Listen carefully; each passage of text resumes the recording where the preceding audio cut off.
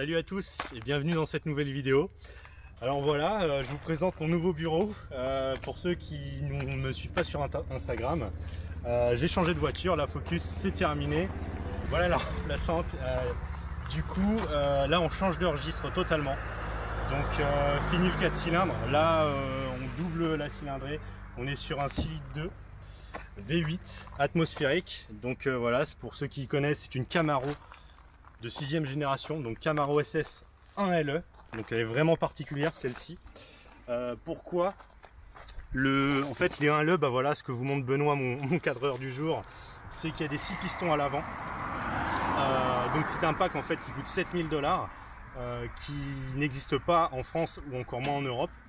Et du coup ce qu'on a, c'est donc un kit 6 pistons à l'avant, des jantes 20 pouces aux 4 coins. La taille des pneus, on a du 285 à l'avant, 305 à l'arrière, donc c'est gigantesque. Niveau grip, c'est vraiment incroyable. Vous avez ce capot noir mat qui vient de série. À l'avant, vous avez la petite lèvre ici, le spoiler avant, qui est de série. Avec on a un petit logo 1LE. Elles ne l'ont pas toutes, certains ont juste le logo SS, moi j'ai le logo 1LE. Ce que vous avez d'autre aussi, c'est à l'arrière. À l'arrière, vous avez ce petit spoiler noir qui rappelle, ça rappelle les NASCAR, un petit peu à l'équerre. Bon, certains trouvent que c'est pas suffisant, ils en rajoutent un, mais je trouve que ça rend très bien. En plus, dans ce pack, vous avez, bon, ça je peux vous le montrer tout de suite, les sièges Recaro.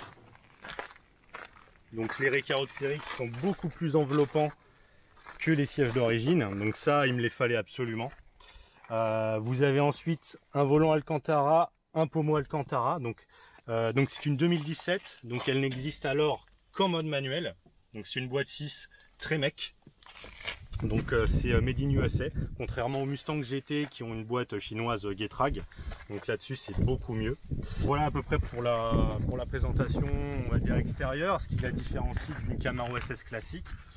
Il y a quand même une chose en plus qu'on ne voit pas, c'est un différentiel à glissement limité électronique à l'arrière, enfin piloté électroniquement, et vous avez aussi un système de refroidissement un peu amélioré pour refroidir tout ça. Je vais vous montrer le moteur tout de suite. Ah, hop, voilà la bête. Alors, elle n'est pas 100% d'origine, donc voilà le V8, c'est un LT1.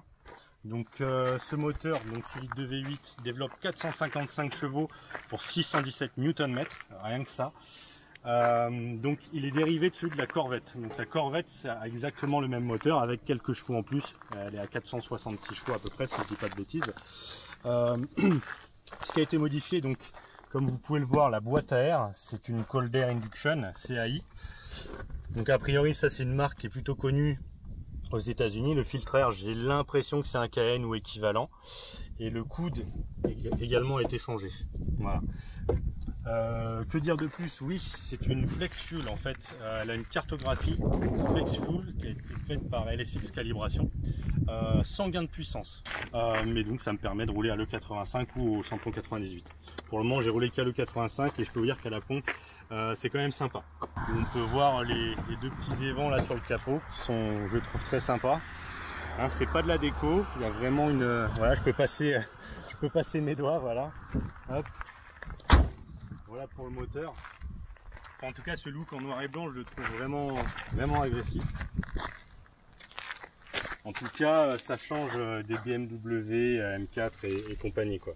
Voilà. Alors si au niveau, alors oui, effectivement au niveau modification, il y a quand même quelque chose de très important qui a été fait sur cette voiture. C'est ça.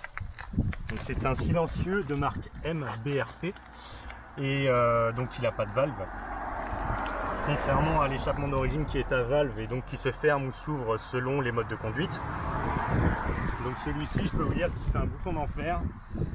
Et au début, j'avais un peu d'appréhension qu'il fasse trop de bruit, mais réellement, enfin, je vais vous faire écouter après. Je trouve que c'est juste nickel. Alors aussi, les feux qui normalement sont rouges. Donc là, ils ont été remplacés par des feux teintés, enfin foncés du moins. Et je trouve qu'avec le blanc et le noir, ça rend encore mieux. Et puis aussi le feu stop, lui aussi qui normalement est rouge. Alors je sais pas si celui de la ZL1, mais en tout cas, ça c'est pas d'origine également. Voilà ce que c'est, donc ce gros machin qui fait 4,78 m de long, 1,90 m de large, et pour un poids d'un peu moins d'une tonne 7. Voilà. Donc c'est une muscle car, ça reste lourd, mais par rapport à la génération d'avant, on gagne, je dirais, 50-75 kg facile. Il faudra que je vérifie la fiche technique de la Gen 5 et de la Gen 6 pour voir la différence de poids entre les deux. Mais en tout cas, je peux vous dire que c'est pas une muscle car comme les autres, grâce à ce pack 1LE qui lui fait un châssis mais juste incroyable. Moi j'avais de l'appréhension que ça tienne pas à la route, etc. Je connaissais pas ce pack 1LE. De toute façon on va aller faire un tour, ça va être simple et vous allez voir que c'est juste ça métamorphose cette voiture. Allez, c'est parti. Ok, bon, de toute façon je vais vous montrer le cold start pardon, que j'ai fait un peu plus tôt.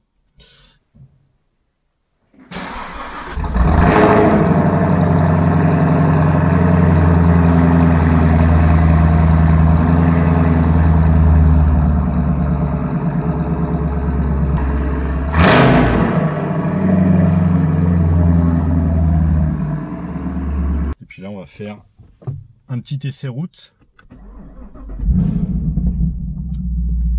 Ça cause.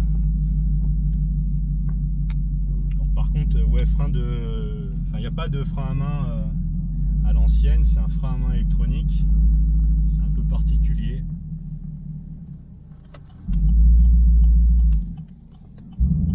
Allez, c'est parti. Il a voulu me faire passer en 4. Bah, t'es en 4. Là je suis en 4. Alors est-ce que c'est confort? Alors déjà oui, au niveau des sièges, franchement moi il me fallait les Recaro parce qu'honnêtement ils maintiennent super bien et puis ils ont un look je trouve plus sympa que ceux d'origine, ceux de série je veux dire, sur les SS.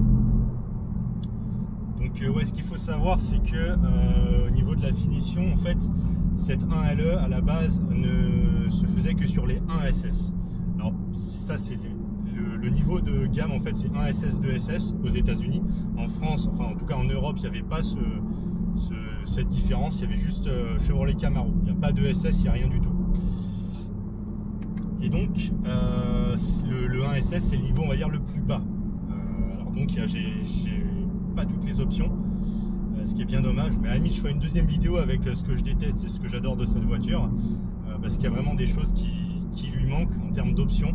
C'est vraiment dommage, mais bon, on le fera dans une autre vidéo. Mais donc déjà, ce que je peux remarquer, c'est la boîte de vitesse. La boîte de vitesse, elle est vraiment à débattement court. Ça verrouille super bien en fait.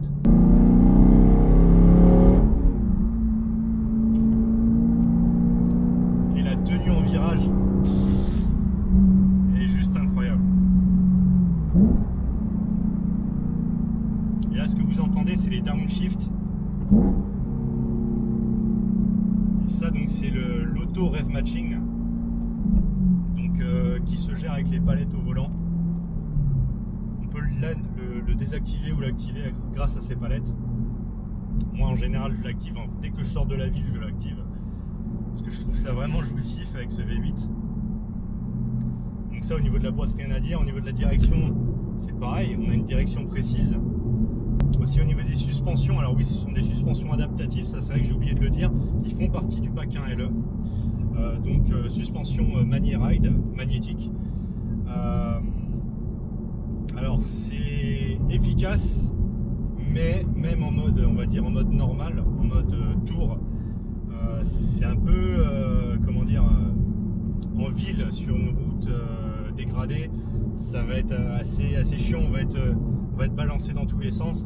Mais bon, après voilà, c'est une voiture qui n'appartient pas à la ville. C'est une voiture qui est plus faite pour les routes sinueuses, on va dire.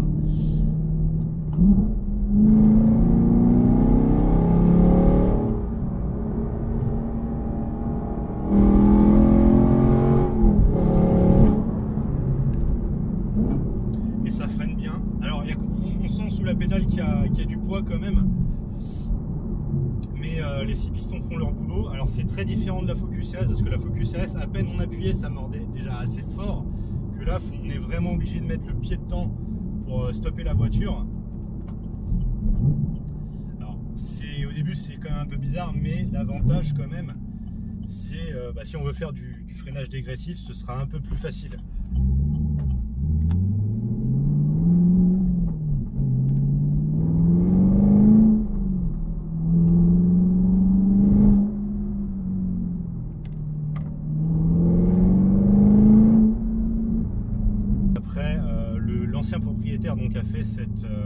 à l'éthanol, enfin ce flex fuel plutôt. Et apparemment il voulait en fait qu'il y ait un peu plus de couple en bas, parce que bon, vu que c'est un moteur Atmo, et c'est vrai, j'ai l'impression que là pour l'instant je suis à 1500 tours. Si je fais ça, ça reprend. Là je suis en 3, à 1500 tours, ça reprend direct. C'est vrai que c'est super agréable, et j'avais pas cette impression quand j'ai essayé la Corvette, qui a donc le même moteur. Donc il y a plusieurs modes, c'est ça? Alors oui, c'est vrai qu'il y a plusieurs modes de conduite. Donc là on est en mode race. Il y a le mode piste forcément, et il y a un mode neige-glace. Lui je l'ai pas essayé. Et un mode tour. Un mode tour qui a été traduit par circuit. Donc là en fait j'ai un mode circuit et un mode piste. Au début je savais pas du tout ce que ça voulait dire. Je vais laisser la BM passer. BMCS. Comment ils ont regardé ma voiture. Et donc ça impacte les Alors oui, suspensions, donc les modes impactent les suspensions, la réponse à l'accélérateur, la dureté du volant. Là je suis en mode tour, là le volant il est carrément trop léger je trouve. Alors en mode sport c'est déjà un peu mieux. Oh merde. Putain. Alors lui je le connaissais pas, là on a un radar et il m'a dit trop bruyant. J'espère que c'est un pédagogique et que je recevrai pas d'amende. Je vous le dirai. C'est à peine s'il a appuyé. Hein. C'est abusé. Franchement, c'est abusé. On va ouvrir un peu.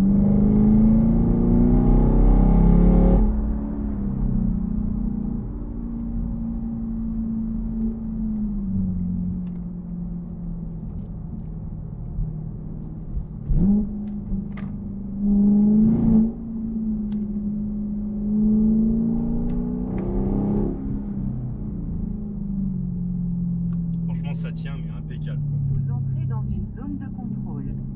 Alors oui, aussi un truc sympa sur les Camaro, c'est que vous avez un afficheur tête haute. Enfin, toi tu le vois pas, mais là j'ai un petit truc qui m'indique la vitesse, les tours minutes, la vitesse engagée. Il y a aussi un lecteur 2G, mais bon ça honnêtement ça ne sert à pas grand chose. Et vous avez une petite lumière qui clignote quand vous êtes haut dans les tours pour vous dire de changer de vitesse.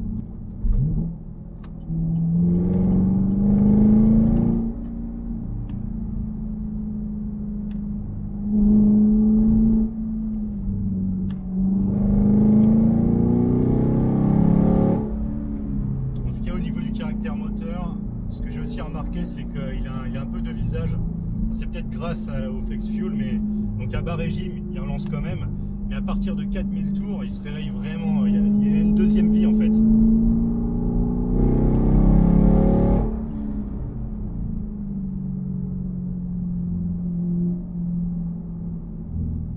Enfin, c'est vraiment une voiture jouissive, c'est incroyable.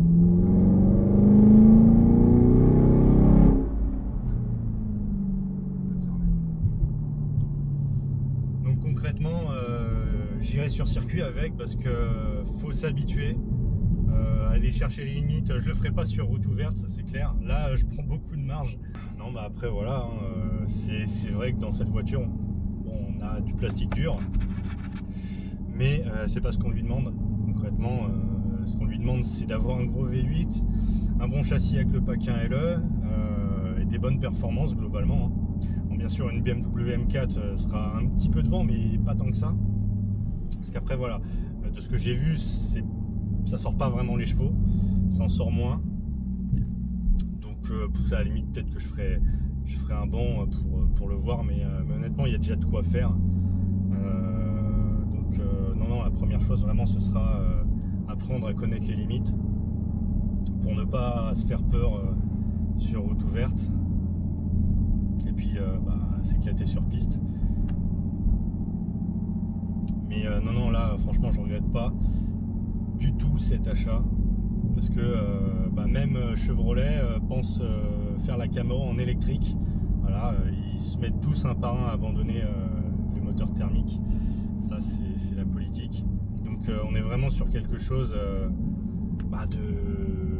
de plus en plus rare, et puis neuf vous pourrez pas en trouver.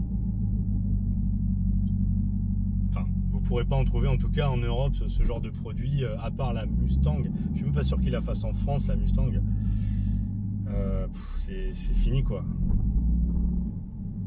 effectivement je perds en vivabilité, si je puis dire, par rapport à la Focus, et en habitabilité, parce que bon, il y a 2 sièges ici, mais concrètement ils servent pas à mettre des humains, hein. Ils servent juste à mettre des bagages. Bon, c'est toujours ça.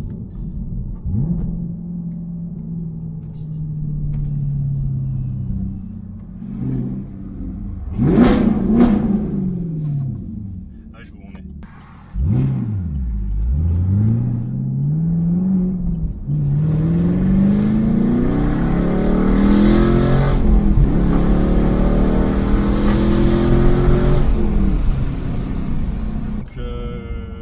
Donc perte en habitabilité, en vivabilité. Il y a un coffre qui fait autant que celui de la Focus RS, 260 litres.